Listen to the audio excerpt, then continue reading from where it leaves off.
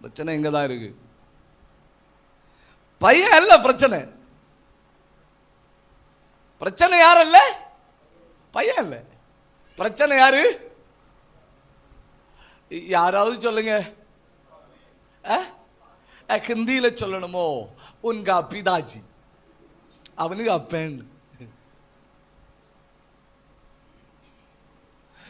எரேமியா தன் வாழ்வின் முதல் நாள் தொடங்கி இன்று வரை, அப்படியாக்கும் பைபிள்ல சொல்லி இருக்கு, இன்று வரை எழுதின எல்லா தீர்க்க தரிசனங்களையும் யோயாக்கீம் ராஜாவுடைய கையில கொடுத்த உடனே ஒரு சென்டென்ஸ் கூட அவ காது கொடுக்காம சூரி கத்தியினால கீறி எடுத்து நெருப்புல இட்டாய்.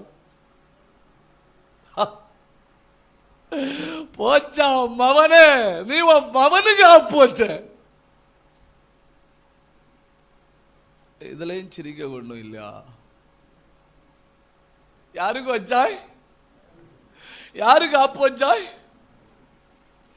ஒரு பாவம் செய்யாத பையன், எல்லா திறமையும் உள்ள பையன். நான் சொன்னேன் இல்லையா, பைபிள்ல ஐடல் என்கிற வார்த்தை எந்த மனுஷனுக்கும் சொல்லல. பைபிள்ல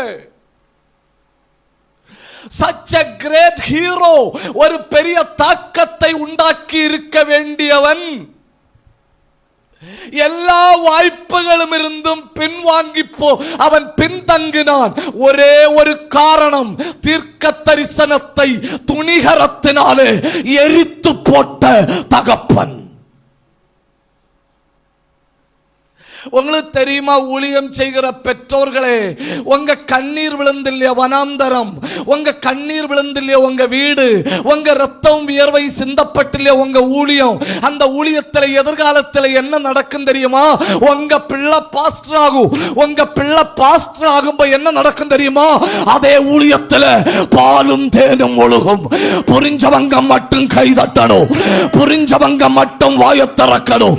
பிதாக்கள் தேவ பிரசன்னத்தில் விழுந்து கிடந்து ஊழியம் செய்து அதன் கொஞ்சம் கூட அறுவடை செய்யாம பிதாக்களின் காலம் தாண்டும் போ அந்த பிதாக்களுடைய சந்ததி பிதாக்களின் மொத்த கண்ணீரையும் அறுவடை செய்யும்.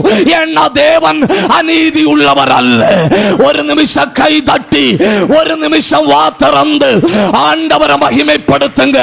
என் காலத்தில் காண முடியாதவைகளை என் சந்ததி காணும். அப்படின்னா எழுப்புதல் என் சந்ததி காணும், அடையாளங்கள் என் சந்ததி காணும், அற்புதங்கள் என் சந்ததி காணும்.